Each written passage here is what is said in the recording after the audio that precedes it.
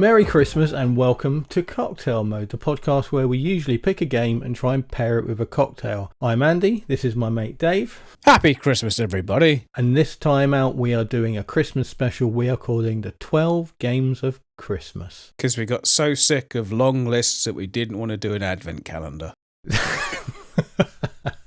After that 50th episode special, we do not want to do another long list ever again. I will not do another list. After this is done, we're never listing anything again.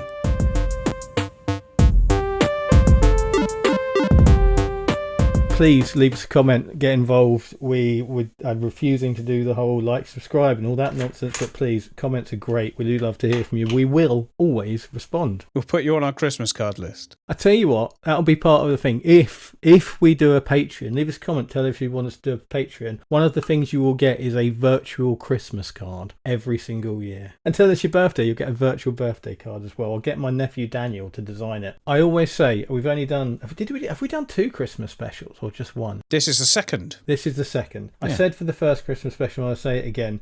Dave and I aren't religious. If you don't celebrate Christmas, we don't celebrate Christmas properly either. It's just an excuse to get even more drunk than usual and spend even more money than usual. If you are religious, I hope that doesn't offend you. If you're not, join in with the fun. We're not either. Christmas is the time of year when you ask for something and your parents say, we'll see. Meaning, no. Meaning, we've already bought you something else. Yeah. You're definitely not getting that. It's not like you can flip through the Argos catalogue and put a big circle around it anymore, is it? Yeah, I never got any of this shit that I circled in the Argos catalogue. Me neither, didn't it? Was it Bill Bailey described it as the laminated book of dreams? I love Argos with the laminated book of dreams. Is there an equivalent for Argos outside the UK? There must be. Yeah, I'm curious now to know what's the American version of Argos. I want somebody to tell us. If you're listening in America, tell us. So basically, the Argos experience. That sounds like a great name for a band. You literally walk into a shop, and instead of having stuff, there were like plinths with a catalogue, and the catalogue was 600 pages of stuff. With a code, a 7-digit code. And so you went in and you looked through the catalogue, you picked your 7-digit code, you wrote it onto a sheet of paper with one of the little blue pens that they had thousands of lying around in the shop. And are now thousands of lying at the bottom of our oceans. Canals. You took it to the miserable bastard behind the till. They typed it into a machine, and then 5 to 90 minutes later, your purchase would come sliding down a chute from the ceiling, and where you waited staring at it from behind a counter for another 5 to 90 minutes until another miserable fucker came along and took it off the shelf and put it in front of you. Welcome to Argos. It was like an early version of online shopping, but in a shop. Yeah. And without the online bit. And just infuriating. I imagine Bill Bailey did a much funnier version of that than me. I've never heard the Bill Bailey Argos sketch. I really want to. I'm sure it's Bill Bailey, but it's definitely the laminated book of dreams is how it's described. Because that was every October for me. Yeah, so the experience Dave is talking about is, again, this is everybody in the UK knows exactly what I'm talking about. Everybody outside the UK. But a version of this plastic coated book from inside the store would turn up on your doorstep every October, and as a child or a teenager you would go through it and with all the hope your little heart could muster put a big circle of black pen around the things that you wanted for Christmas, none of which you ever got. Oh dear. I'll put a link to the Bill Bailey sketch. Excellent. That will be a link in the description. It's an old one. It's got hair. Oh Christ. Right, so we had a few ideas for Christmas this year. What did we do last year? We just did a general Christmas episode, didn't we? It was just a bit, Yeah, it was presents, games you'd got as gifts, and like presents that you'd given as gifts that were That's game right. related, stuff like that. Yeah. This year we are doing something we're calling the 12 Games of Christmas. Dave and I have picked 6 games each to try and get people involved. When at Christmas your house is full of strangers and friends and family, and the idea is we're going to give you 12 games that will share your love of retro games by getting everyone involved and having a jolly good time. We have made sure we've not duplicated. Dave was livid that I got in one of these games before he did. So You have no idea. That was literally the first game I thought of. it's not the first game you wrote on the spreadsheet, was it? Didn't think to write it down. You prick.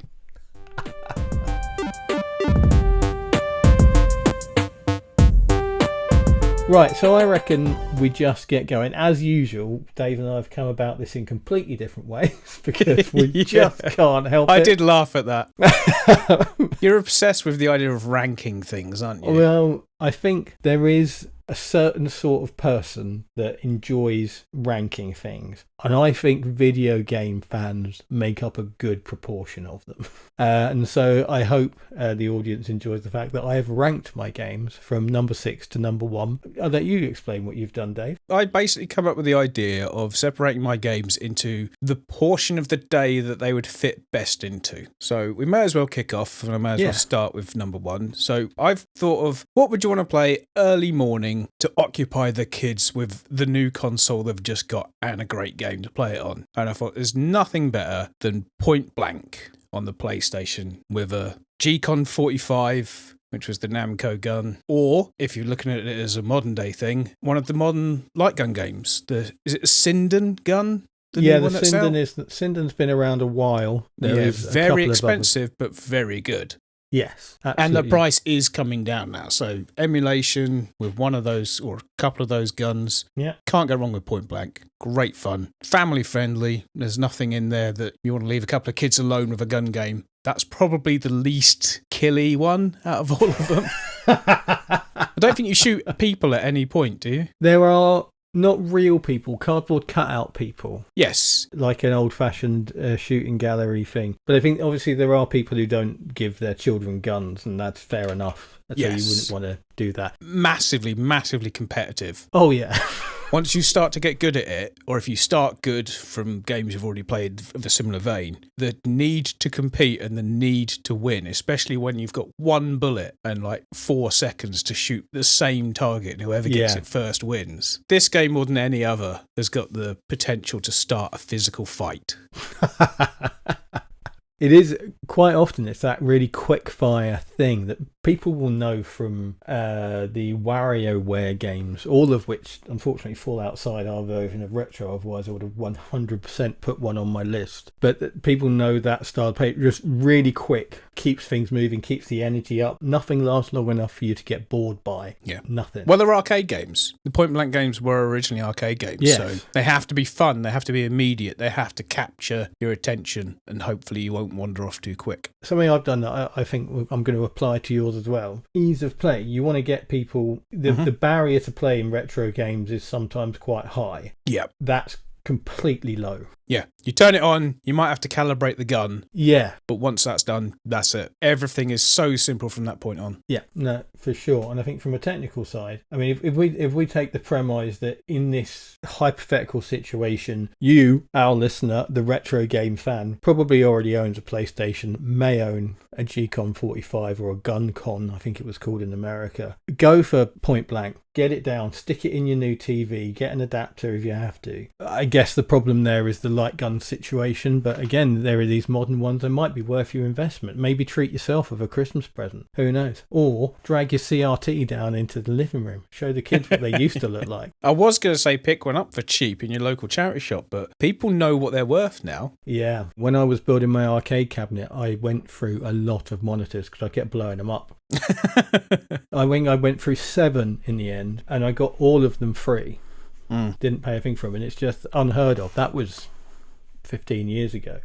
Yeah. So yeah, it's just unheard of now. It's changed a lot now. But if you've got one, get people sitting around it with a toy gun, shooting at stuff. Point Blank's the one to go for. 100% there are better shooting games. I put Time Crisis in the top 50 the other day. We've done an episode on Time Crisis. I think it's a better game, but the one to get everyone involved in is Point Blank all day long. It's more fun. Yes. It's more of a multiplayer experience than Time Crisis, which is quite a po-faced single player. I'm going to pretend I'm Mel Gibson in Lethal Weapon for the entirety of this. I think there's 3 Point Blanks, isn't there? Yeah, there was actually 4.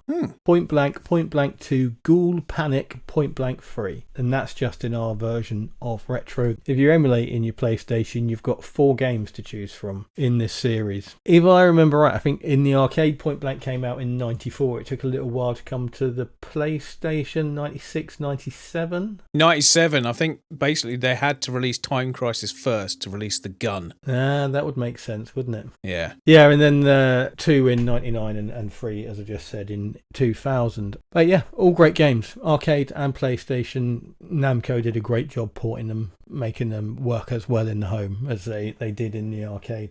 What have you got? What's your first? Basically, I just ranked them, and it doesn't really matter, to be honest with you. I think these are all great. Dave's idea is better than mine, and I'm annoyed that I didn't do it. So the one that I put, the 6th, Worms Armageddon. Good choice. One of the reasons I picked, particularly Worms Armageddon over the other Worms games, is that you can still download it on Steam. There's loads of mod support if you want to go down that angle. So you can get it in Steam. You can stream to a TV really, really easily. It's all sort of built in and part of the thing. There's also a Worms collection on the Evercade. Not the last time I'm going to mention Evercade in this episode. So I'll do the thing right now. There's a version of the Evercade called the Hyper Megatech Super Pocket. And there are various versions of them. They come pre-installed with games. And it's about the size of an old Game Boy Color. And they're £50, brand new. I think they're even $50 in America, so it's not a huge outlay. And I think if there's somebody in your life you wanted to get a pretty decent but pretty cheap Christmas present for, then it's a good shout, because so there's like a Capcom version that's got Capcom games built in, and there's a Taito version that's got Taito games built in, but they all take the Evercade cartridges. I mean, there's a couple that don't work, but the vast majority do, so it's not restricted to the 6 games that are built into it. So you can get it cheap, and then you can get the Worms cartridge, and Worms Armageddon is obviously past the controller, so you've got this nice handy little thing. I think you'd struggle to get a controller for a PlayStation 5 for £50. It's less than the cost of any Switch 2 game. There you go. And a Switch 2's only got 1 game. So far, yeah. Yeah, at time of broadcast. Yeah. It's also on, I think I don't know if they're still live, but it was definitely on the app stores at some point as well, Worms Armageddon. Coming back to the Evercade cartridge, the Evercade Worms cartridge includes the original game, which the graphics are too small for on the tiny little screen. Worms Blast, which isn't very good, but it also includes Worms Armageddon, and it's the PlayStation version ported, so it's already optimized for the controller and the controls that the machine has. There's no knocking about. Worms Armageddon zooms in and out as you're playing it as well. It's a really, really great fit. The cartridges tend to be about £20, so for £70 you've got a machine that you can continue to get physical versions of old retro games on, or give to somebody else as a gift, and you've got Worms Armageddon to play. And to be honest with you, that's your Christmas day done. Not affiliated in any way, by the way. No, worth pointing out. Yeah, I like them because it's retro games and it's physical, and I like to own things. One of the things you can do with Worms as well, if you've got 2 teams of 4, you can have an individual person assigned to a worm. Yeah. So when that person's worm dies, get out the room.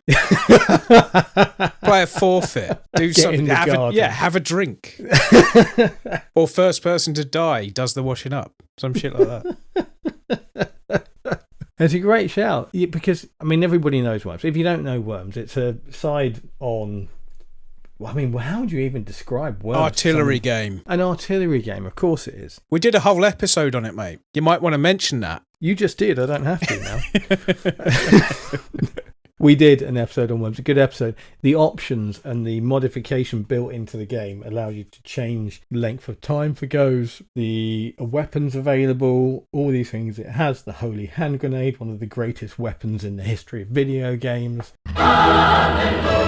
It's I think a really good option. I mean, Worms is pretty timeless for good reasons. I think Worms Armageddon is certainly my favourite of the series, and I know it's kept well up to date as well. It's well sort of looked after by the community and by Team 17 or whoever owns Team 17 games now. I think it's still Team 17. But no, great game, good choice. I genuinely would love to see 4 teams of 4, 16 people trying to cram round a TV.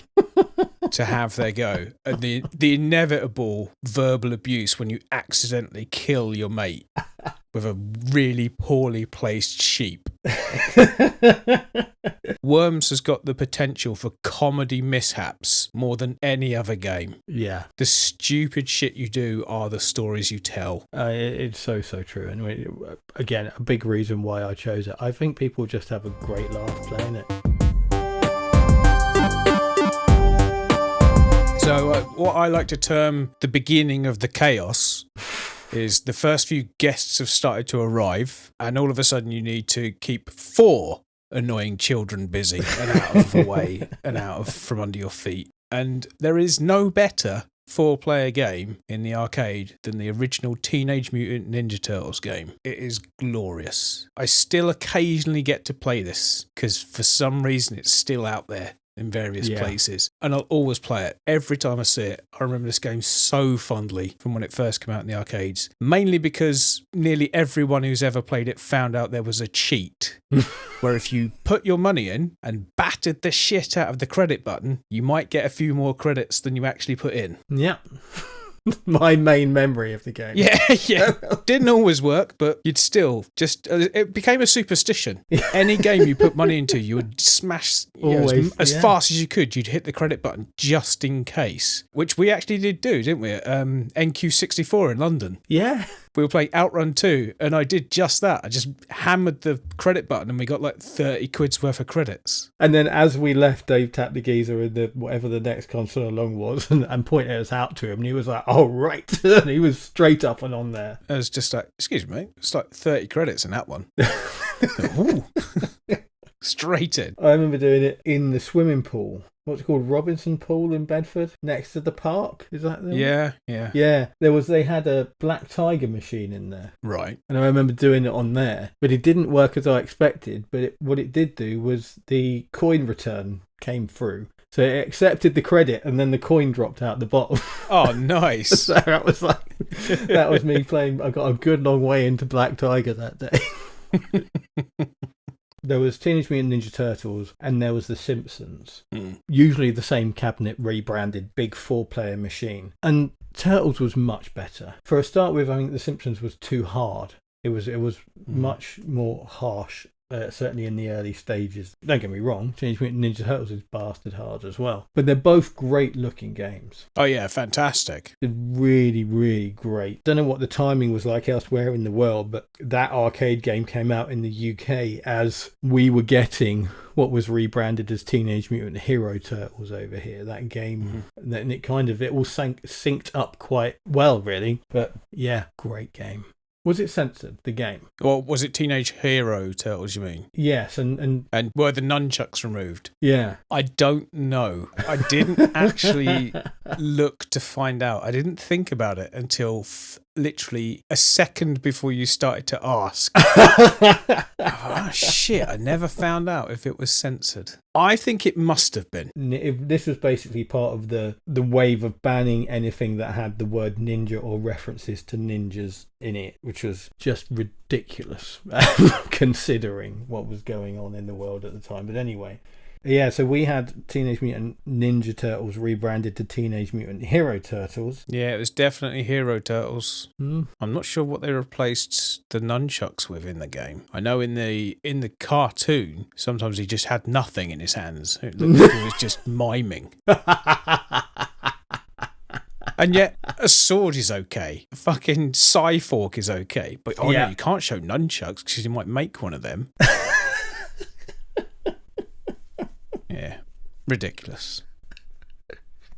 If you want a good read on the subject, go to the BBFC website, and they've got a timeline of everything that was ever censored and why and how long it took to be rescinded. There's newer versions of the game as well, but it's easily emulatable. I think anybody wouldn't struggle to get it going. And if you're listening to us, you know all about emulators. You're not going to struggle to get Teenage Mutant Ninja Turtles running. It'd run on a potato. It'd run on a Raspberry Pi. The first version of a Raspberry Pi would probably.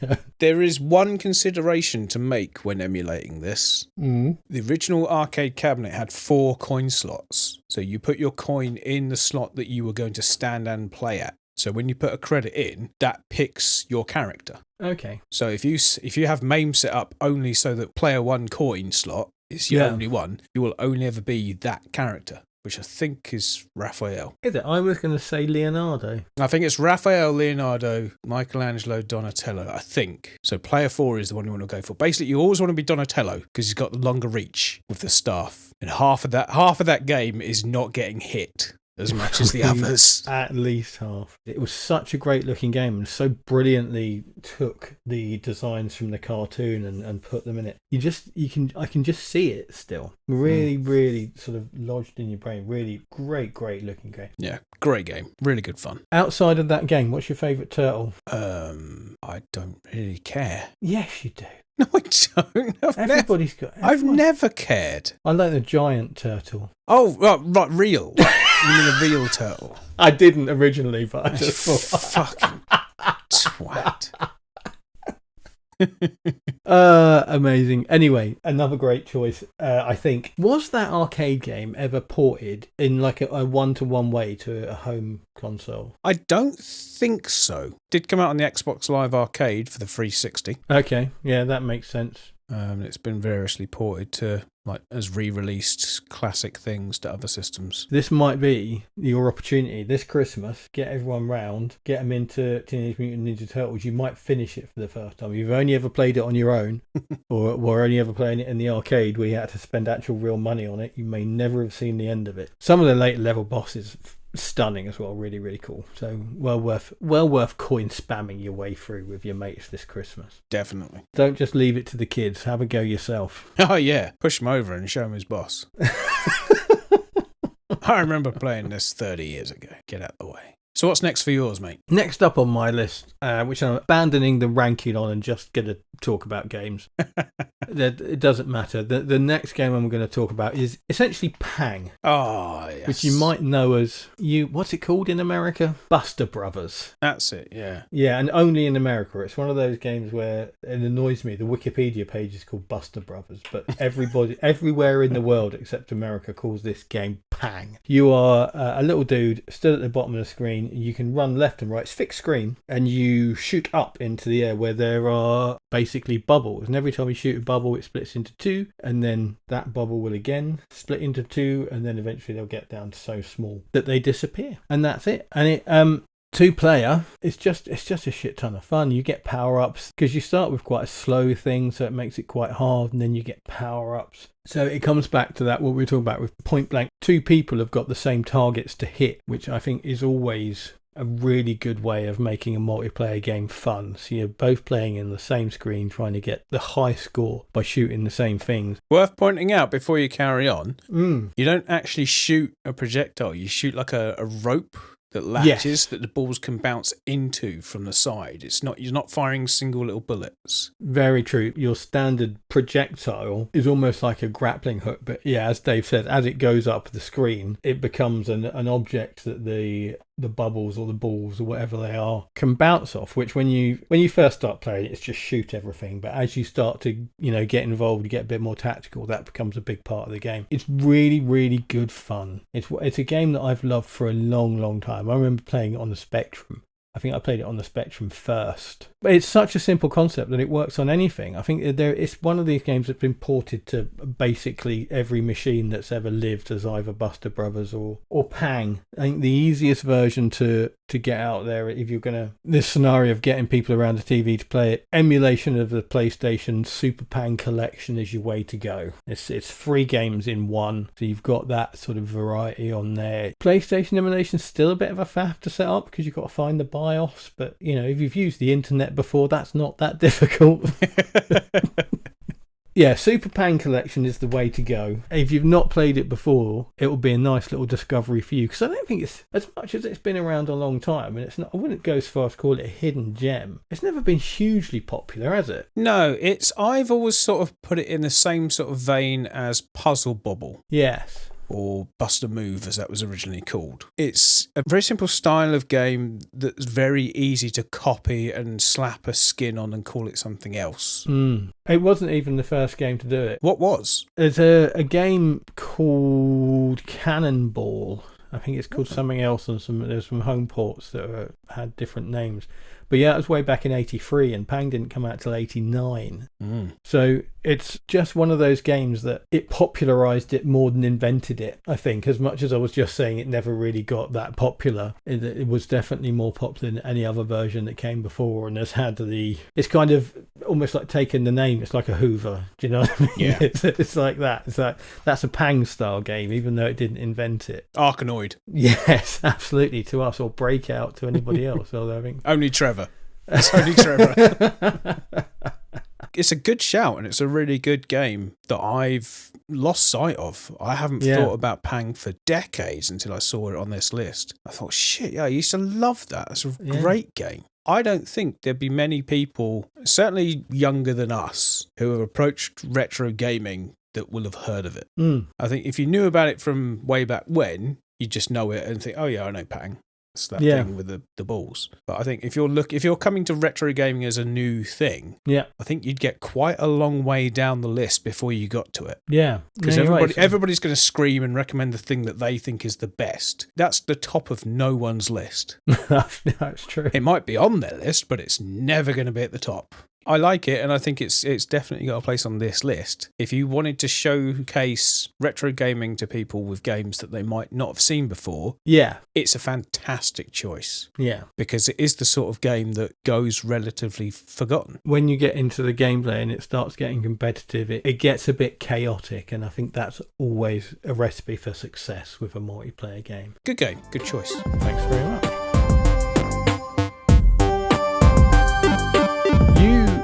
For your next game, I've chosen a game I've not played much of. So where does this fit into your Christmas Day, my fictional Christmas scenario? Yeah, I think this is pre-Christmas dinner. You've possibly been down the pub and had the one obligatory pint that you have to have on Christmas Day at your local if you live in a little village. Christmas Day, they open for like an hour. So you go down there, you have a drink. In the case of Great Barford, I went in there one year and somebody walked in with a dead duck in a carrier bag. Wow. That's when you know you're in a Bedfordshire village. But yeah, you've been down the pub, you've had a few pints, you come back to the house and somebody says, what's the most chaos we can possibly cause with one game? To which you have to break out the Sega Saturn and the 10-player version of Bomberman. I played this exactly once, at a retro gaming event at the Phoenix Cinema in Leicester, where we did the retroactive one. And something was wrong with it. The screen was, it was being projected onto a cinema screen that was like 25 feet wide. So it looked awful. Yeah. But also the graphics were quite glitchy. And when the game started, we had to agree to not doing a thing and everybody just move around a little bit, sort of randomly, to figure out who you are. Because we're all stood around in quite close proximity because the leads on the Saturn controller weren't that long. Yeah. So you all sort of stood there trying to, right, that's me. I finally got it. That's me.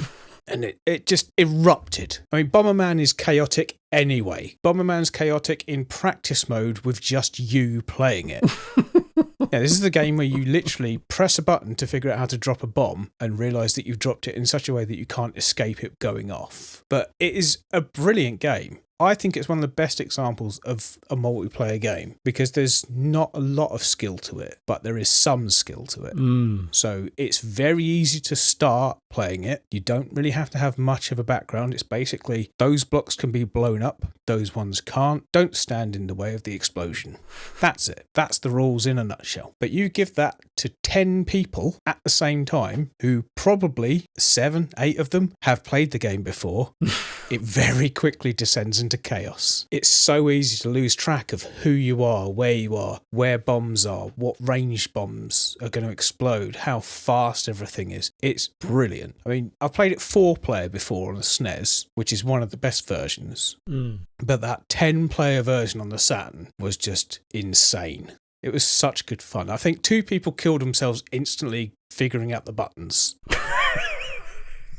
Which is normal for any Bomberman game, to be fair. As soon as you started to realise who actually knew what they were doing, it got really tense really quick. It's an exaggeration to say I've never played Bomberman. I've played Bomberman, but I've played Bomberman on my own. I've never played multiplayer Bomberman in my life. Yeah. Oh, you are missing out. Yeah, we should have a game sometime. Yeah, try and get a few people. Yeah, get the gang together. Yeah. We are not going to the next retro gaming event at the Retro Computer Museum. Dave is. I will be representing. But the next one we go to in spring, we'll have to fire up some Bomberman on something and have a go.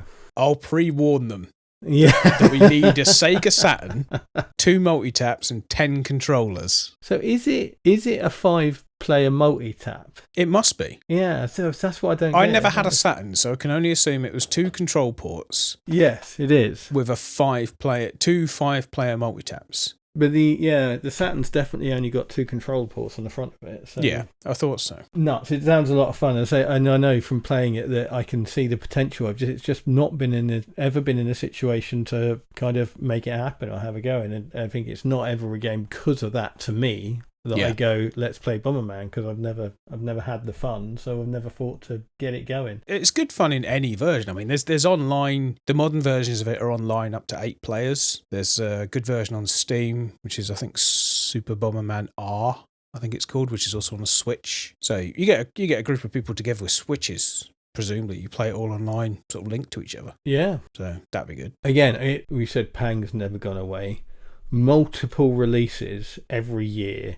Yeah, all the way back. Gone a bit quiet recently, but from sort of the early 90s all the way through to the sort of Wii era, there was multiple releases of Bomberman and versions of Bomberman. It was a very popular multiplayer game. It was always good fun. It was the reason a lot of people would buy a multi-tap. Yes. But I didn't realise the original came out in 1983. Really? Yeah. I didn't realise it was that old either. No, it predates like a lot of the systems it became, because I've always assumed it to be a NES and SNES game. Yeah. And it actually predates the system. Wow. It's not a game I've avoided, Bomberman. It's just a game I've never had the opportunity to experience properly, I think is probably the easiest way of putting it. Yeah. I feel like I've told this story in the podcast before, but I kind of put together a boxed version of the SNES game because I got given a SNES and a whole bunch of games, but the big box Super Bomberman, I opened it up and it was an American version, but there was no cartridge, but it did have the multi-tap and the game and the instructions, and the box was in good nick. So there's this whole long story I'm not going to do again because I'm certain I've told it before, but basically put together this and made a decent amount of money out of it, but I never took the time to play it myself while I was doing all that. I'll tell you what I do. I put a link. I put it in wasn't a Reddit post. It was one of these other social media things. Google Plus. Pour one out for Google Plus. Google Plus, the Dreamcast of social media. It was Imgur. Oh yeah, I remember Imgur, which I think might still be going. But yeah, I'll put a link in the description to my story about that. It was interesting how it all sort of fell into place, but not interesting enough for me to talk about now. So we've had Bomberman, 10-player. Mm-hmm. What's your answer to that? A game we both love, a game we've already done an episode on, plus bonus, even more. So I mentioned the Evercade previously. On the Evercade, there is 3 collections of Commodore 64 games. The second one has got California games on it, and it's also got world games on it. Ah, so when you say a game that we both like, you've forgotten that I hated California games. We both love it. I used to love it. Then I replayed it for this podcast. I'm not going to go over California games again because we did an entire episode on it, which you can go back and listen to. It's worth discussing. Yes, but also world games, which we did mention in the episode. I'm probably going to give a bit more time to. But also, I think coming back to the Evercade, and this isn't, again, it's not a sales pitch, we're not affiliated, but for not only in this setup that I'm talking about, these Hyper Megatech things, the Taito version has got Football Champ on it. Oh, good choice. Right? And Football Champ, as much as it's not as sort of newbie friendly as some other games, you've still got Football Champ. And this Commodore 64 cartridge, the Collection 2, has got Uridium on it, which is a fantastic little shooter. It's got Cybernoid on it, which is another fantastic little shooter on it. Love Cybernoid. And it's got Nebulous on it. Oh, yes, the Houston game. John M. Phillips, if you're out there, get in touch. I want you on. I want to talk about Nebulous. I love Nebulous.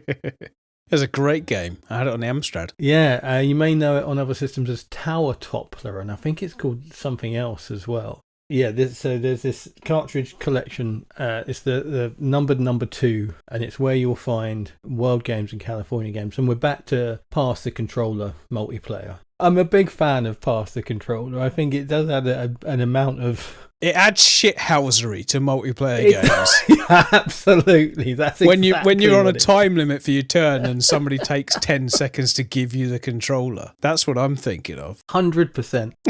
It's not pass the controller. It's throw the controller at their face. Drop the controller on the floor.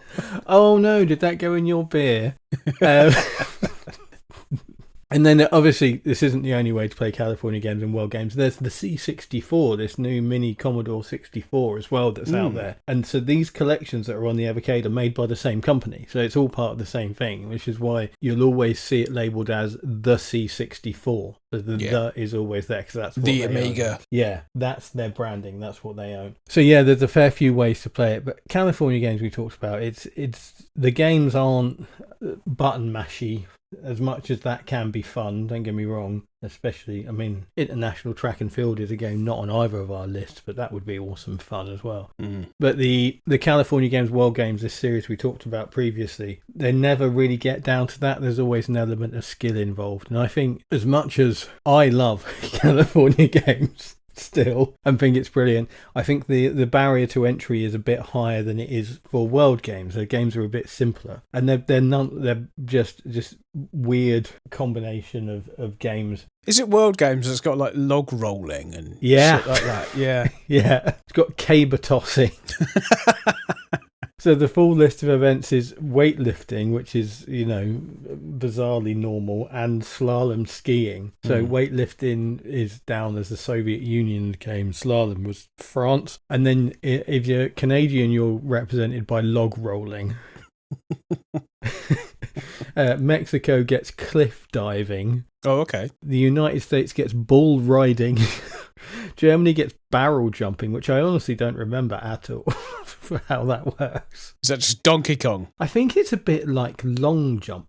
Oh, okay. So, but you've got barrels on their side that you have to jump over. Japan gets sumo wrestling, and last but not least, Scotland gets the caber toss. So these are all sort of variously sort of build up power, pick an angle, throw it, and log rolling is more timing based, and they're just really good fun. They're really good, simple, and they came out originally like 86, I think, was World Games, California Games the year 87. before or the year after. So they're pretty old, so they're pretty simple because of that. And I just think they're a bit more, I think we're getting into the realms of a bit more gamey and perhaps a bit less likely to engage your gran or your 7-year-old nephew. Do you know what I mean? There's a bit more involved to them. But I think if you've got some people who are used to playing modern games, these are the games that they could pick up and enjoy quite quickly and have a laugh with. They'd also be a good leveler. Yeah. Because no one will have played them before. Yeah, absolutely.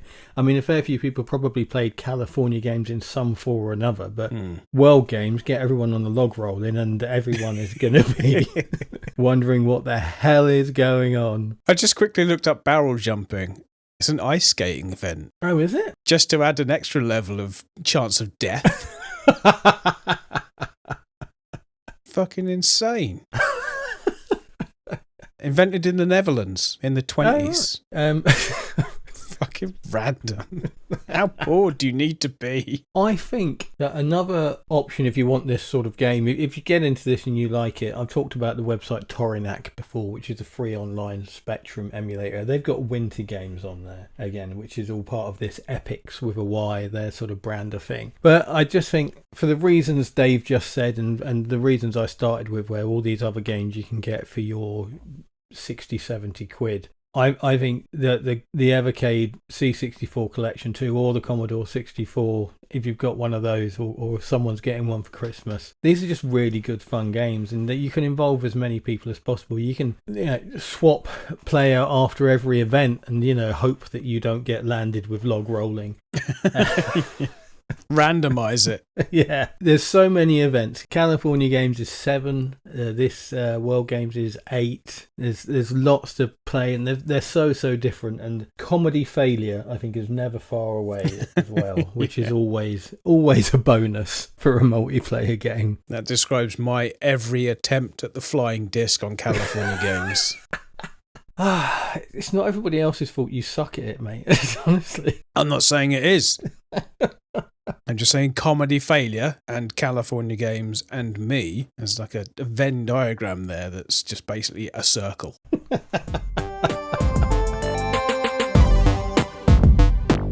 You've gone old school next. Oh, I've gone proper old school. This is very specifically the 1988 Amstrad CPC version of Trivial Pursuit. Okay. So it's post-Christmas dinner. Nobody can move. Yeah. Let's all just sit around and do something where we just sort of talk. No real button pressing going on. Let's just, take it easy.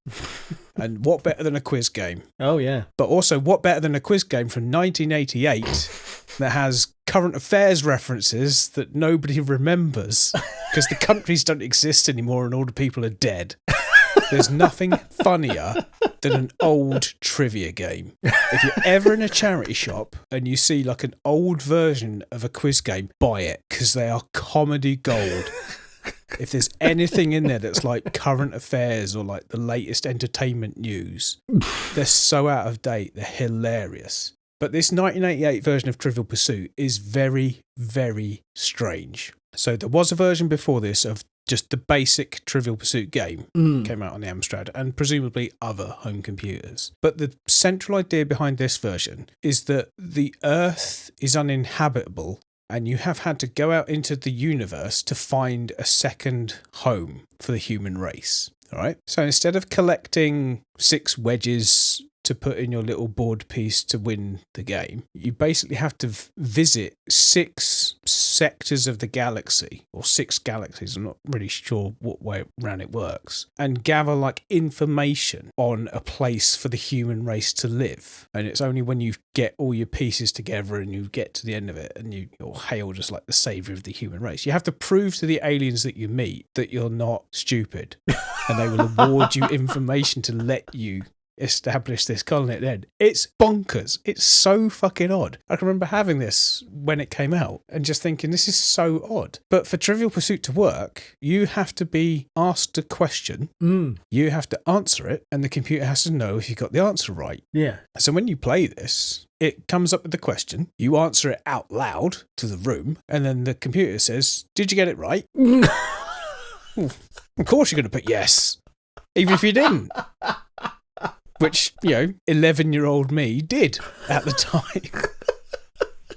But it was great. If you had like any more than one person playing it, you would all sit there and you'd say your answer out loud. And if you got it right, yes, I got it right. If no, I didn't get it right, whatever. But it's got very rudimentary picture and music questions as well. Oh, okay. So whereas the board game couldn't have that, yeah, this home computer version had, what's this song? Is it Ghostbusters? No, it probably is actually. It's probably in there somewhere.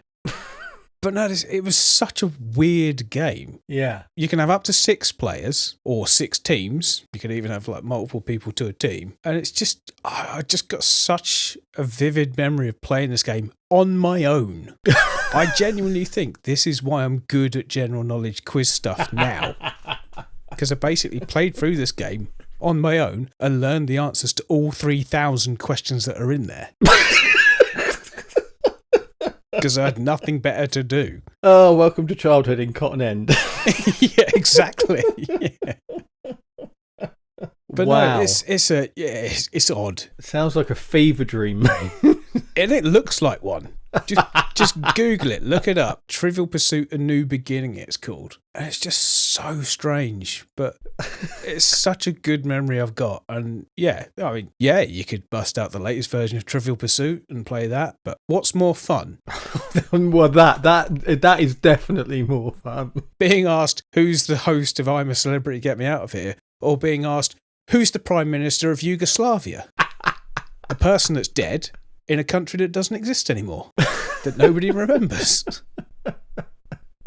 Old quizzes are the most fun you can have at Christmas. I'm convinced of that. I love it. I absolutely love it. I wondered where you were going with this pick, mate, but you have brought that back from the brink. That's absolute genius. Can I just say, as a means to crowbar in a shout out to Console Mad, a great website where I buy a lot of games, spend a lot of money. John Phillips, not that one, who runs it, as I've been in touch with recently. They have the Commodore 64 2-cassette version, boxed instructions, looks in pretty good nick for a $5. Buy it. I'm very tempted. You have to play it. Oh, I will. And I'll get every question right. You have to get the in-laws round. Oh, that's amazing. I'm going to add it to my basket, so next time I get the stock update email, it's already there, so I accidentally actually order it. Fantastic. Mate, that's a work of genius. I thought you'd like that. You should have left that to the end. Pure gold. I would imagine if you wanted to play it on an emulator, it's on the C64, it's on the Amstrad. That means it's probably on the Spectrum as well. Incredibly easy to emulate. I'm going to download it and send you questions from it every day. Oh, you absolutely should. We should ask one at the beginning of every episode. Oh, yes. Yeah, we'll make that a thing. My most recent memory of Trivial Pursuit is, how long did we play it for in that pub in Leicester? Oh, God, yeah. It was about 4 hours, wasn't it? Yeah. Jesus, yeah. We just sat there asking questions, didn't we? Dave and I are both massive trivia heads. Dave is worse or better than me, depending on how you want to put it. Basically, there is more pointless shit in Dave's head than mine, and I'm telling you, that's a lot of pointless shit. Yeah, that was the Bowling Green was the pub. Nice place. Shout out to them. Yeah, nice little pub. Right, so what have you got for rank 3? I don't understand how your system works. So this is my answer to Bomberman, basically. Oh, okay. Yeah. This is my mass multiplayer chaos game. This is Micro Machines. Specifically on the Mega Drive with the patent infringing J-Kart. Yeah. So Micro Machines Turbo Tournament 2, I think, is the one that has 8-player. I had it. That's the one I had. Yeah. Probably slightly easier 8-player comes from Micro Machines V3 on the PlayStation as well. Mm-hmm. And again, I think there's a lot of PlayStations out there. As I was corrected from something I said on a previous episode, that every version of the PlayStation 3 is backwards compatible with PlayStation 1 games. It's only PlayStation 2 that it has trouble with. Oh, okay. If you've got a PlayStation 3, then you can grab yourself a copy of Micro Machines V3. And I think as much as Micro Machines Turbo Tournament 2 is probably the apex of the series, I mean, V3 is a little easier to play, a little bit easier to get into, because Micro Machines is borderline hardcore. Yeah. It's a difficult game. The physics are crazy, but V3 is a little bit more forgiving. And 8-player V3 is 8 players using 4 controllers, which is awesome. Yeah. Because, I mean, if you get shithousery on Pass the Controller, imagine what you get on Share the Controller. Yeah, it's on the Mega Drive version. You had the 3 buttons, so the A, B, C. Then you had the D-pad, and the B was accelerate. The A and C was steer left and right. Yeah. And then the D-pad was up to accelerate and left and right to steer. Yeah. It was impossible. Unless you were the smallest handed person in the world, to physically share a controller with somebody is impossible. But like you said, the chicanery it leads to is brilliant. Micro Machines V3 holds a special place in my heart because it was the first game I ever asked if they had so I could play it at the Retro Computer Museum. Oh, really? First time I ever went there, a few of us went and we were just sort of walking around, looking at everything, chatted to Simon for 3 hours like you do. Hi, Simon. Yeah, exactly.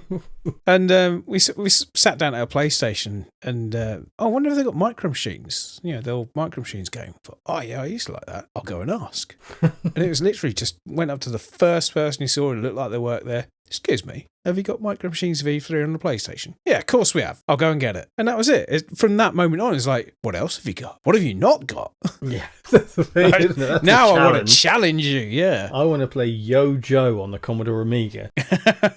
I want to play the swearing version of Star Wars on the Amiga.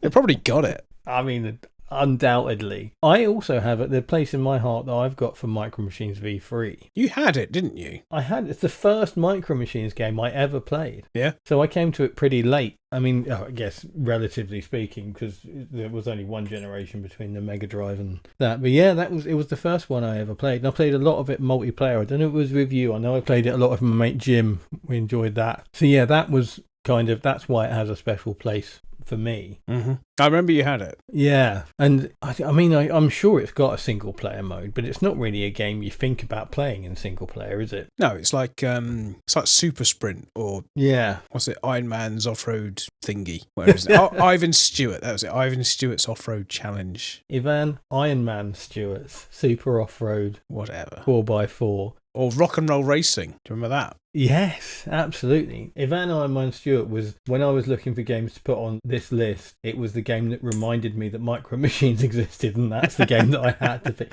I love Iron Man. I think it's a great game. You know who else is a big fan of Micro Machines? Oh, Rico. Rico. Hi, Rico. Pointed out in the interview after they sold the rights to Miami Heat to Codemasters, they came out with Micro Machines, which was, let's say, inspired by Miami Heat. Let's say that. Yeah. I would clearly, if you've heard that interview, say it to his face. Micro Machines is much better than Miami Heat. But Miami Heat was made by two people. Yeah. Two very drunk people. Yes, two very drunk, very young people. I mean, pretty much any version of Micro Machines is gonna. If you've never played Micro Machines, by the way, it's top down, almost like toy car things. I guess Micro Machines. It was pointed out. We've talked in one of the previous episodes that we talked about good licensed games to toys and things. And somebody pointed out in the comments, I think on YouTube, that Micro Machines is a licensed game. It's absolutely true. Yeah, that's a really good shout. Yeah, Micro Machines to me is a video game, but it was a toy, little tiny cars. In the back of my mind, it's a toy. It's not a collector's item. You don't put it on a shelf. You don't preserve it. You let your kid play with it. To be fair, there are a lot of Micro Machines that get removed from children's ears every year in A&E departments up and down the country. Why is it in their ear? Surely the nose is your optimum place to put a Micro Machine. I'm going nose every time. Any orifice, it'll fit in. Oh, don't.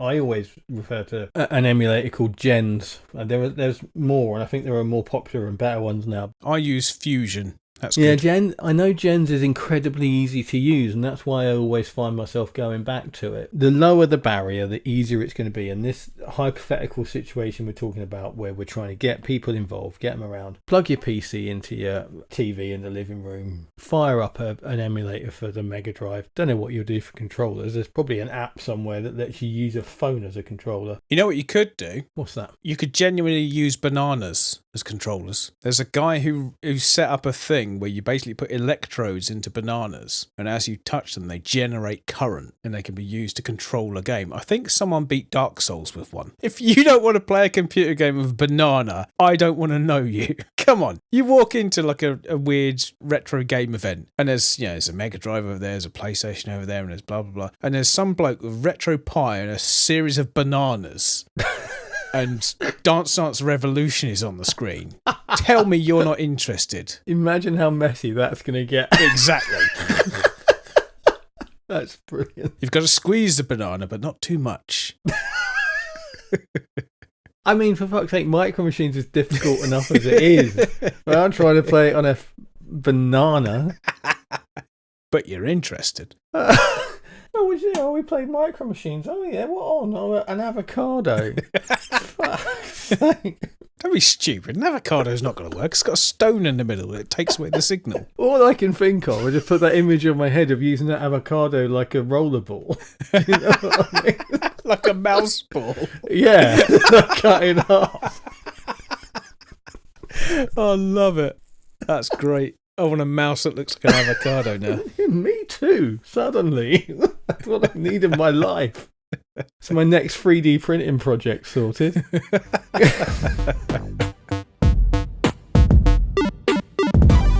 Oh, fucking hell. Right. What's up next? What time of day are we at Dave's Christmas? It is, where are we? Post-Christmas dinner, post-Trivial Pursuit. So basically, this is a time when everyone's recovered. It's basically second wind time, isn't it? Yeah, it's second wind time. We've had the King's speech. I like to dub this as proper drinking. So this is when people start to drink. Yeah. It's the whole, we're not going anywhere, we don't need to do anything, there's no potential fires going to happen now. So we can get properly shit-faced. So you break out the Advocaat. Oh, yeah, well, you're not going to drink it at any other time of the year, are you? So this is the point where the cocky teenagers and the sort of more retro-minded older generation will settle their differences with a game of NBA Jam, or specifically NBA Jam Tournament Edition. So you've got 4 players on this. 4 players to a team. Yep, you can emulate this through MAME very, very easily. It's got tons of home ports. Yep. It came out on everything when this came out. It was huge. NBA Jam was big, but Tournament Edition was the next level. Yeah. It's the championship edition to Street Fighter 2, basically. Yeah, absolutely. I think there's nothing better for multiplayer deep competitiveness than sport games. Because if you're good and you know you're good, you think you're going to win. So you're instantly going to sign up. And somebody who thinks they're shit thinks, but I might do okay. Yeah. So I'll sign up. So you get loads of different approaches to it. And then you surprise the shit out of everyone with a game they've never played before. Things running through my head of that is one of the things I never liked about NBA Jam. Mm-hmm. I'm not even sure I mentioned it in the NBA Jam episode now. I was going to say, we did an episode. You should have got it off your chest. No, I don't think I did. But I may have mentioned it, but never mentioned how much it occasionally annoyed me, is that it basically, if you were winning, it made it harder for you to score. Yeah, it rubber bands you. Yes. Yeah. And it continues to do that in multiplayer. It doesn't just do it in the one-player game. Okay. So your shots are slightly less likely to go in, like your 3-pointers and that. Mm-hmm. And so that continues to be the case in multiplayer, which I think is the bit of it that I'm not that big a fan of. Mm. But in this environment, in what we're talking about, in getting people involved, perfect. Yeah. Absolutely brilliant. If anything, you want every shot to miss. You want it to be almost impossible to score. That would be even better. Make it properly skill-based. But yeah, I think you're right. But with Tournament Edition, I think it's quite often the version of the game that people think of, isn't it? So when you say Street Fighter 2, people always think of basically what has been branded as Turbo, the version with the bosses in it. And that's the version you think of. Yeah. Whereas I think people, when they're thinking about NBA Jam, what they're really thinking of is Tournament Edition. Yeah. But yeah, it's such a great game. It's a bit of a short conversation, really, because we absolutely lavished it with praise and hype when we did an entire episode on it about how what's amazing. Not to love. I mean, it's brilliant. Yeah, I think it's one of the best representations of a sport that's ever been done in games. There's a few. I mean, there's things like Everybody's Golf and Virtua Tennis, which our other episodes have done. Yeah, coincidentally.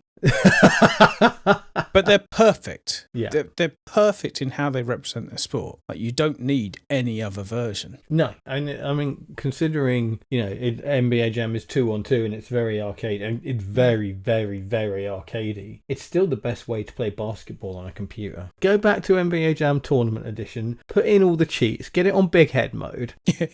Control Bill and Hillary Clinton. Yeah, absolutely.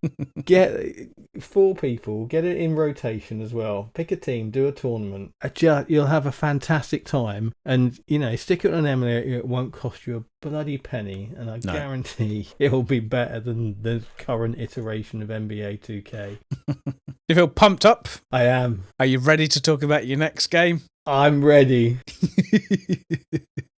What's your next game, Andy? Well, I can describe the next game to you, my erstwhile co-host. in one of a choice of 3 words. I can either use the 3 words that are the name of the game, or I can simply say, shoot the tank. Bishy Bashy Special is a mini game collection. I'm going to say par excellence because I can't think of a better way. It's better than all of the WarioWares. It's better than all of the Mario parties. I mean, I learnt today that Bishy Bashy Special is a combination of 2 previous games in the Bishy Bashy series, but I've always known it as Bishy Bashy Special, which is the version on the PlayStation that I own. God knows how I heard about this game. God knows why I went to a shop and picked it up. God knows how they even had it in stock, because this is not the common or popular game. But I've had this game a long time and I've played it with a lot of people, and it is gloriously entertaining. The shoot the tank story, which I'm certain we've told before on the podcast, and I'm going to tell again anyway. I don't give a shit. It's Christmas, go nuts. Every mini game in Bishy Bashy Special starts with instructions on how to play it. Very simple instructions. Very simple instructions. Catch the chicken. I don't know. I can't remember any others, to be perfectly honest with you, at this particular point in time, other than the time that me and Dave were playing and it came up on the screen, as it does, with the words, shoot the tank. And as I was given control of the game, for some reason, the thought entered my brain and the words came out of my mouth. What do I do?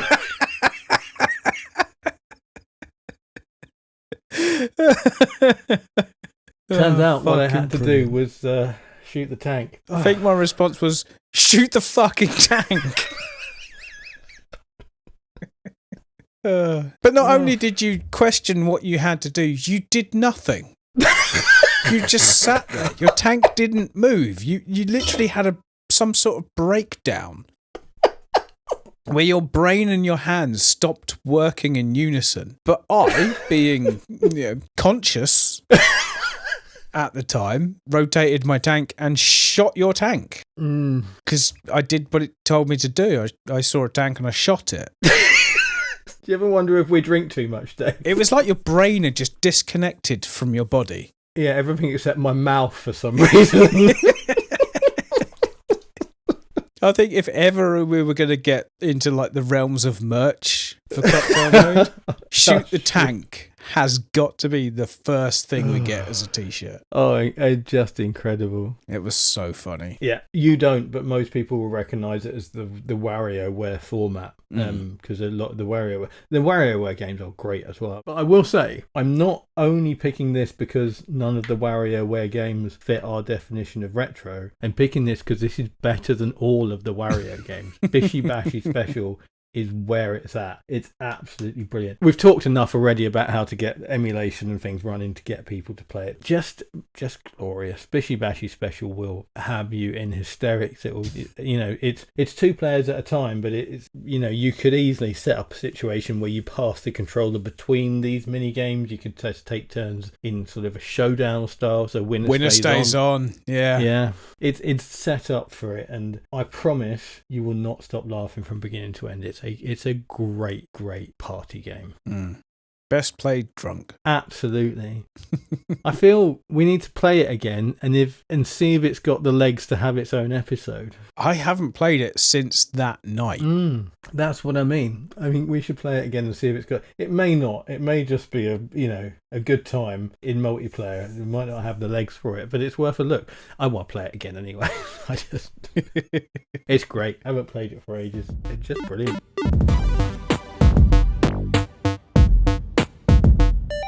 So this will be your last game. This is my last game. And this is a very interesting game for me to pick because it's not a game that I actually really like.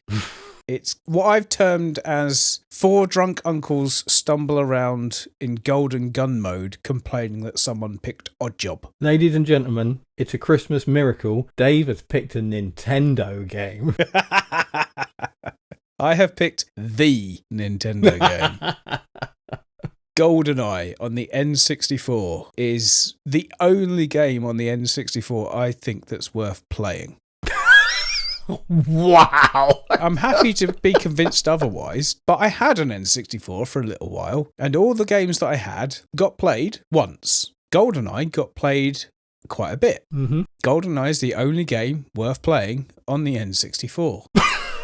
I've got a really, really dim view of the N64. I always have had. I always thought GoldenEye actually did one of the most interesting things with the controller, which was you basically had 2 controllers and you had your thumb on the 2 analog sticks and the trigger buttons behind it. And I thought that was brilliant. That was a genius control method. And when you look at modern dual analog controllers, that's what they became. Yeah. But yeah, I remember trying that for a bit and thinking, this is really good. This feels kind of intuitive, as opposed to the normal method where I don't know where my hand goes. But no, it was a brilliant recreation of the film. Yeah. The game follows the plot of the film quite well. Yeah, there is a lot of interest around the N64 at the moment because there's a new console that's come out called the Analog 3D, which is, for all intents and purposes, an N64 that plays in 4K resolution with the original cartridges. Yeah, and this is one of these newfangled FPGA consoles. Yeah, good luck fucking buying one. Yes. They sell out in like milliseconds. But yeah, I mean, that's very much I think enthusiast is not quite even strong enough. That's a proper collector's machine. You've got to already have the cartridges. Yeah. That's the whole point of this thing. I mean, I know there is a market for them. They sell very well, and there's people on the Discord that I go on regularly. Hi to those guys, that absolutely are in love with these things, and I'm cool with it. But it's not me. I mean, I think I'm very much I've got all the old consoles, all the original versions, and I would rather have that plugged into a crappy CRT TV to recreate the experience as it was than all this upscaling and all this other things. That doesn't really appeal to me. But I'm not saying it shouldn't appeal to anybody, not at all. If that's your thing, absolutely go nuts. I'm happy for you. You're playing old games. You know, fair play to you. See, I take the third option. Emulate everything. I go software only and emulate everything. Yeah. Which I don't see as an invalid way of doing it. It absolutely isn't. Honestly, mate, it absolutely isn't. I need to say to you, Dave, a few things. One, I think you're the only person who is interested in retro games who has less time for the N64 than I do. Do I get a special hat? I mean, yeah. So that's our second piece of merch. Because I have noticed, I mean, I famously, and I mean it, if you're going to spend a good amount of money on a retro console, you will get more good games from a Jaguar than you will from an N64. Is that 2? Rocket Robot on Wheels, best game on the N64. Actually, what I will say, what really needs to be said, is that I really don't like GoldenEye. No? No, I've played it multiplayer, I've played it properly, and I've played the single player. There was a sort of a basically a rebuild from the ground up that was originally for the Wii and then later got ported to other stuff called Reloaded that I enjoyed a lot more. And so I think perhaps my issue with GoldenEye was that I came to it very late. Yeah. And it's horrible to look at. Mm-hmm. It's horrendous. It wasn't good at the time. No. Even by N64 standards, it is not a good looking game. Yeah. So yeah, that's probably got a lot to do with it. Yeah, if you can take Isabella Scaruppo and Famke Janssen and make non-attractive versions of them, you're doing well. I mean, let's also say, I guess you're not going to see Pierce Brosnan, are you? Because he's a very good looking guy. Plus, you don't get Alan Cumming shouting, "I'm invincible."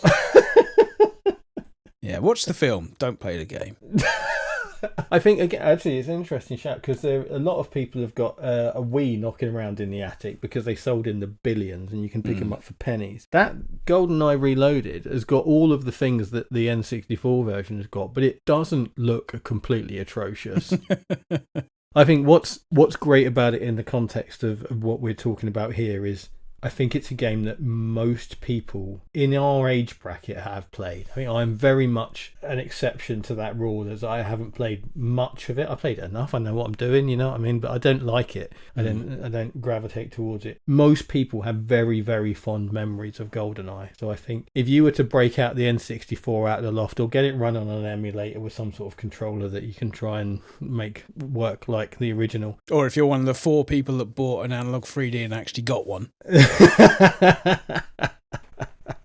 Do you know I've got a PC gaming controller that looks exactly like an N64 controller but doesn't operate exactly like an N64 controller, so it's completely useless for the purpose I bought it for, which was emulating N64 games, obviously. But anyway, but yeah, no, I think a lot of, if you say that's a good group of people, let's play some GoldenEye in the N64. You know, you're in a very unusual group of, let's say, you know, let's be honest about it, middle-aged men, if they're not up for that.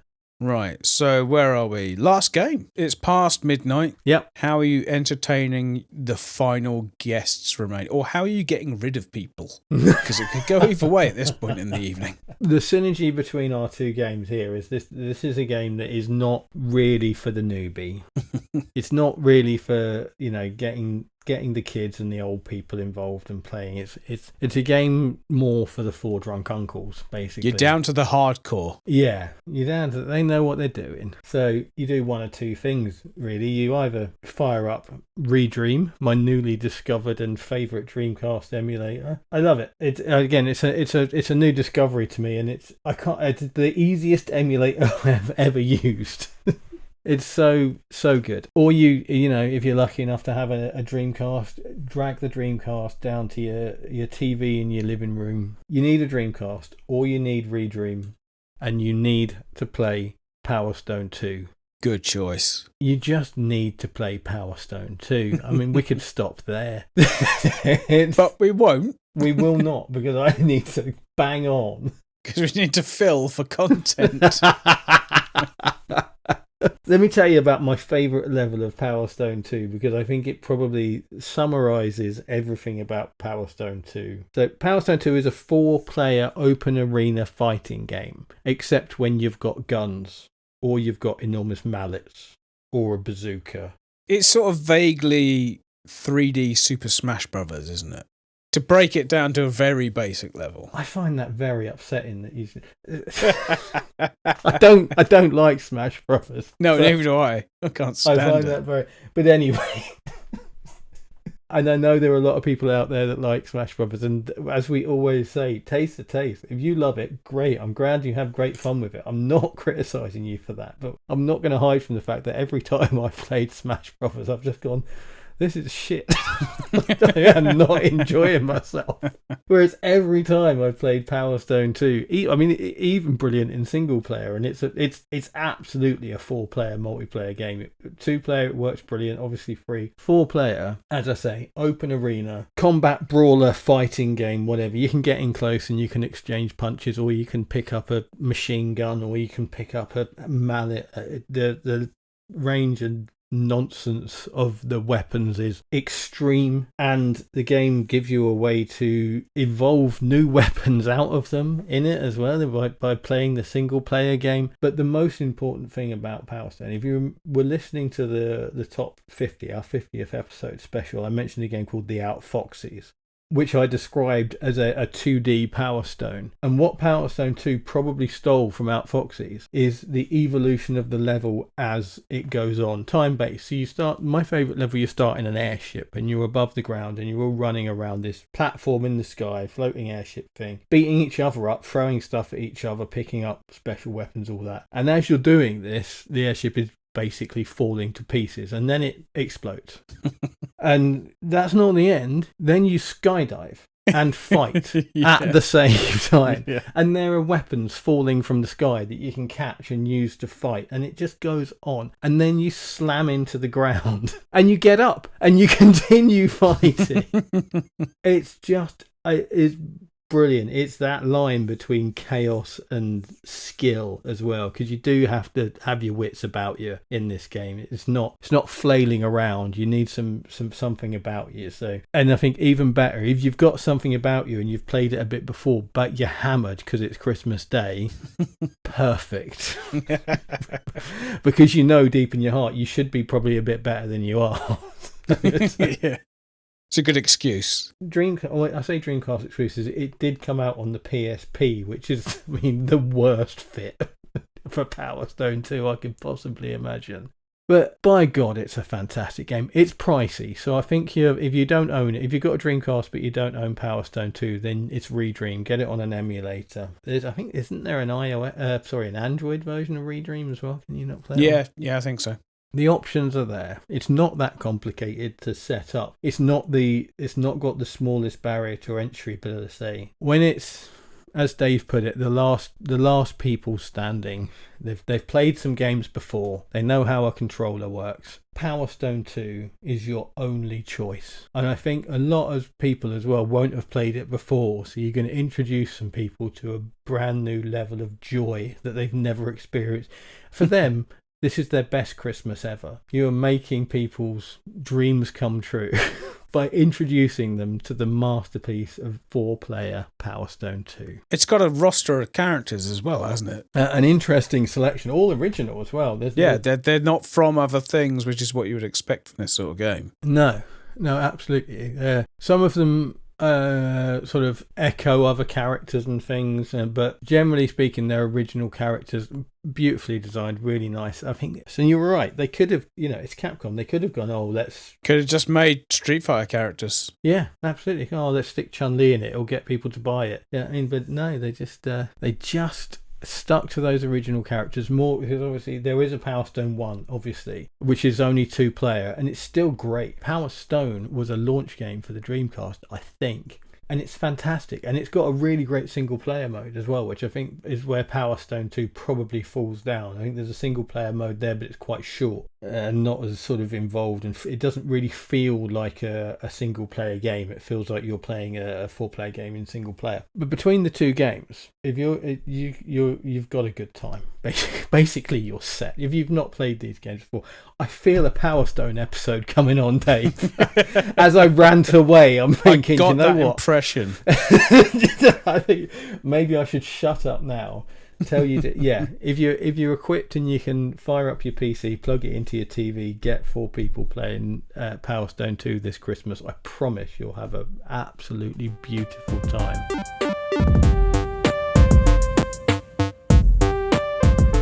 I mean, we've got to the point in Dave's hypothetical evening where the cocktails are probably been shelved because they're too much effort, and everyone's just drinking Kronenberg out the tin. Pints of Baileys. Absolutely.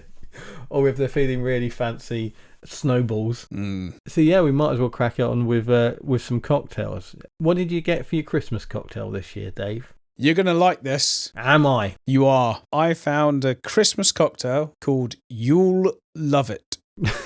Nice. I mean, we do puns, but that's like properly.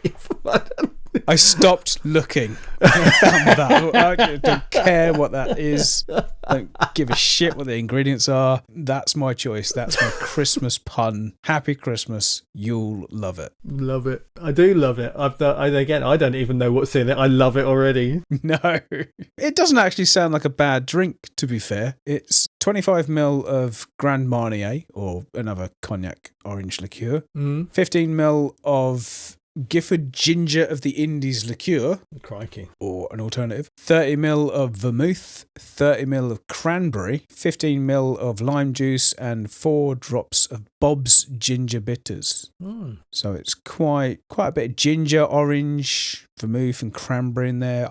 That's going to be an interesting drink. I'd be quite curious to see what that tastes like. It's festive as fuck, mate. Yeah, oh yeah, exactly. It's a Christmas cocktail. It's crafted by Simon Difford's own fair hand as well. Is it? Yeah, so it's a proper cocktail. Hello to you. Honestly, Simon Difford, leave a comment. It will make my Christmas. I will want nothing else for Christmas. I will give £200 to charity if I get a comment. And I swear by it, I will put a picture of the fucking receipt in the next video that Dave makes. If Simon Difford himself leaves a comment in any of our channels. Harry, make it happen.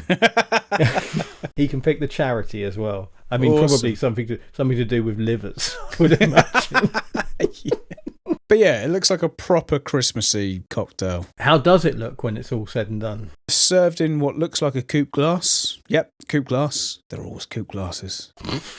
Yeah, it's sort of a dark orange colour. Sort of orange trying to move into red, I would say. Yeah, select and pre-chill a coupe glass. Prepare a skewered crystallised ginger for garnish. Had that before on something else. Yeah, I remember. Shake it all with ice, fine strain it into the glass. Yeah, looks good, looks nice. I bet that's quite tasty. It sounds nice to me. I love ginger. Orange and ginger are the takeaway flavours from that, with cranberry as well and lime. That's going to be quite nice. Yeah, no, absolutely. I think the lime would probably just lift the orange flavour a little bit rather than really taste of lime. But yeah, I could probably make a slightly bastardised version of that. I don't have Grand Marnier, but plenty of Cointreau. I was just about to say Cointreau is the alternative, isn't it? Grand Marnier is a little bit more. It's a bit of a more complex flavour than Cointreau, but it's a version of it, and I reckon it would be pretty good. I might have to give it a go.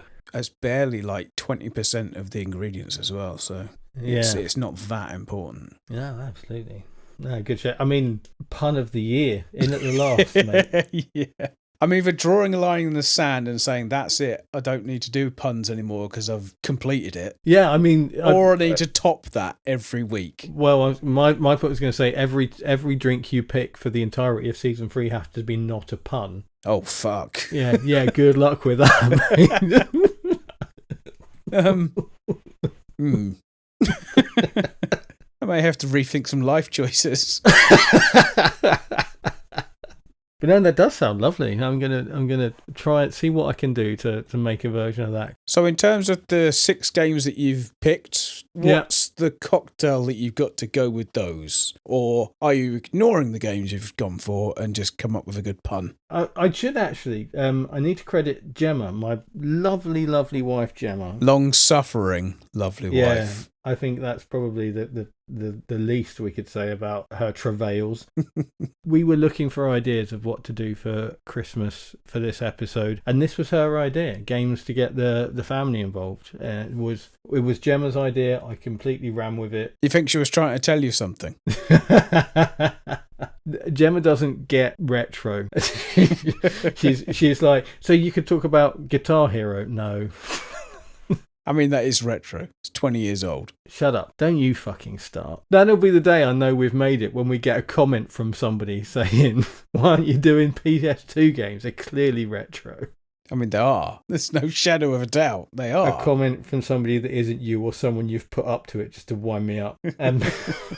But yes, sorry, I completely forgot to acknowledge that this whole thing was Gemma's idea, and I turned it into the 12 games of Christmas, and then found a cocktail called the 12 Days of Flipmas, which is a community recipe from Difford. Mr. Bo Pritchett. Does this have an egg in it? It has an entire egg in it. Yeah, because it's a flip thing, isn't it? It is, yeah, absolutely. I wouldn't have known that a year ago. There we go. I learned a thing. So their original recipe, we can't be too sure: wild turkey bourbon, herring cherry liqueur, Amaro Brulio, that's a Braulio, an egg, some cream, and some Angostura bitters. I should probably do some measurements, shouldn't I? So it's 45 ml of the bourbon, 22.5 of the cherry herring, 7.5 of the Amaro, an entire egg, a bar spoon of double cream, and then it says here 0.3 mil of Angostura bitters. I call that a good dash, or probably about 5 drops, depending on how you apply your Angostura bitters. I didn't have wild turkey bourbon. I had cheap shit Aldi bourbon. I didn't have Hearing cherry liqueur. I had my own homemade from the cherries out of my front garden liqueur. I didn't have Amaro Brulio either. I had Campari, which I hacked by adding juniper berries and a stick of oak from a barrel of whiskey. I did have an egg. I did have double cream. And I did have one ingredient. You managed to get the egg right. Well done. I will say, my Hearing cherry liqueur is a much more basic flavour than Hearing cherry liqueur. I'm fine with that. Amaro Brulio, I just did some research, and it's Campari is in the right wheelhouse, but when I looked into the differences, it was having juniper as an ingredient and being aged in oak barrels. When I made my grappa, I made grappa homemade from grapes out of my back garden this year. I got basically sticks of cut up oak whiskey barrel to age it, because when you're aging a small quantity, you don't need an entire barrel, you need some. I didn't use it all for my grappa, so I suck a stick in some Campari that I had lying around, smashed up some juniper in the bottom of it, gave it a good shake, leave it on the side for 2 days. Tastes different. It tastes, I don't know whether it tastes like Amaro Brulio at all. I've never tried it, but it definitely tasted different and nice. Fair enough. The cheap Aldi bourbon was a different matter. I made this cocktail with that, and it wasn't very nice because cheap Aldi bourbon tastes exactly as you would expect cheap Aldi bourbon to taste. It's like a slightly shittier version of Jack Daniels, and Jack Daniels ain't great to start with. So what I do have in my cupboard is a very nice bottle of single malt whiskey. So I did use that, and it turned this into a really nice cocktail. So we end up with 45 ml of single malt whiskey, 22.5 ml of a cherry liqueur, 7.5 ml of Campari pimped with a stick of wood and some juniper berries, an egg, a teaspoon of double cream, smash of Angostura bitters. Shake it all up dry because it's an egg and you've got to whisk up. I'll give your egg a whisk beforehand as well. Don't put in like an egg with the yolk still whole. It will make it difficult to shake up. Interesting tip that this guy says is a Hawthorne strainer, which are those strainers that have got like a spring along the bottom of them. Have you seen it? I think like if you go to a cocktail bar, they always use them rather than... Oh, I know the one you mean. Yep. Yeah, it's like a big flat thing and it sits across the top. Yeah. It's just used to strain a drink. But that spring comes off. It's only held in place by a couple of runs of metal, so it comes off. And he says when you're doing your dry shake of this cocktail, to take it off and stick it in the shaker as well, just to help with the aeration of the egg and all that, get it all mixed up. To be fair to him, I did it the first time I made it with I didn't do it the first time I made it with the shit bourbon, and you could really tell the difference. The drink wasn't as fluffy and light and aerated, so it's a nice little tip that when you're dry shaking, if you're doing a flip recipe and you're dry shaking, just whip off the spring off your Hawthorne strainer and stick it in there. Good job. Thanks, Bo. And then you shake it with ice afterwards. Once it's all combined and do that, then you've got to you do the ice thing, get a good chunk of ice in there, give it a good shake, double strain it back into a coupe glass. He says garnish with cherry brandy and a little drizzle of cherry syrup. I did neither of those things because I had neither of those things. But I had maraschino cherries or I was going to say, yeah, maraschino cherries would probably do. Yeah, not quite the same flavour because almond is not in here, so it probably look as nice on the side of the glass, but the aroma and flavour not quite in the right wheelhouse. Really, really nice. I mean, my version, I think the reason why my version with the Scotch was nicer than the one with the bourbon wasn't Scotch versus bourbon, it was quality versus lack of quality. It didn't have the burny, sharp horribleness of cheap Aldi bourbon. It had a nice smoothness that came from a good quality Scotch whiskey. It looks a lot like Advocaat and lemonade. It's a little bit frothy. I was going to say, yeah, it looks like cream. Exactly the same. It's all very Christmassy. It looks a bit Christmassy. I mean, even if only because of the fact it looks a bit like Advocaat, and nobody ever touches Advocaat except at Christmas. I'm pretty sure I've never drunk it. Oh dear. Yeah, one of those drinks that I snuck a bottle of at Christmas and drank and threw up and will never touch ever again in my life. That's the 12 Days of Flipmas. Give it a shot. I mean, yeah, not the most easy to find ingredients all round. So if you are able to make it with the right ingredients, I'd love to hear about it and whether you enjoyed it as much as I enjoyed my slightly hacked version.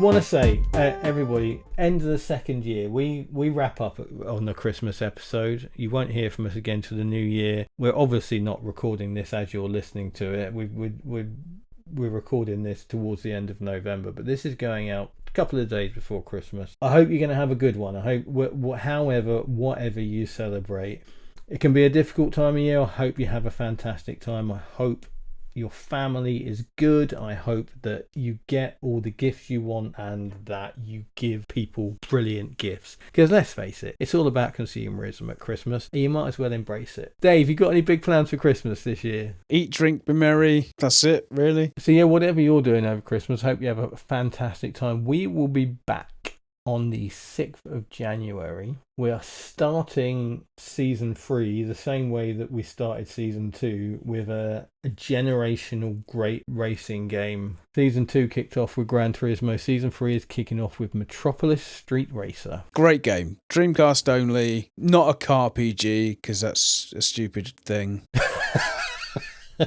In every way. Intended to be a Gran Turismo beta, or variously was advertised as one. Yeah, definitely marketed as one. Yeah, great game. Absolutely stands apart from anything else that came out around that time. Yeah, so we're looking forward to doing that one. We are very early in the next season. We've got an interview with Mr. Ian Oliver, who made one of my favourite games of all time, Star Strike 2. If you remember the 50th anniversary special episode, Dave sort of half joked about getting one of the creators of Star Strike 2 as a guest on the episode. And we did.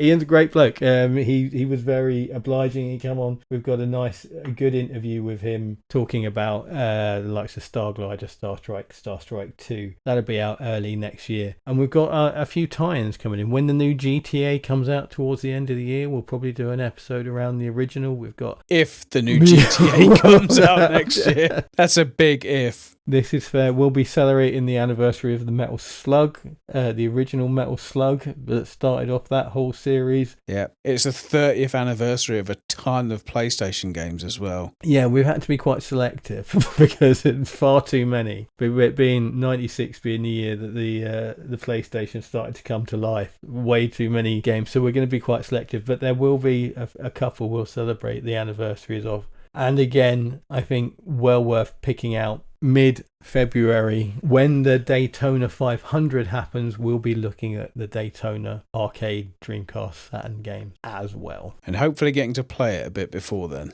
Yes, we're going to try and hook up and get to an arcade machine and have some hands-on experience. Because the last time we played it, Dave was embarrassingly bad, so he needs a chance to redeem himself before we do an episode on it. We'll leave you to prep for your Christmas. Have a great Christmas time, whether you celebrate or not. Have a great new year. You'll hear from us in the first week of the new year. Until then, we have been Cocktail Mode 2025, where gaming and alcohol are in our blood.